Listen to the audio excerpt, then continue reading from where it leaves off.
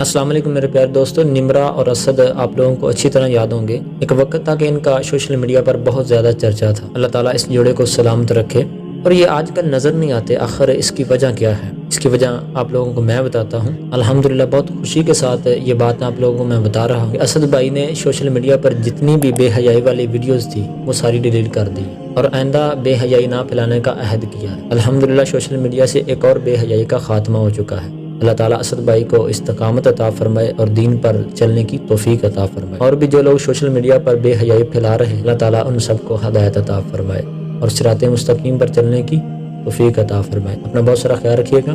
اللہ حافظ۔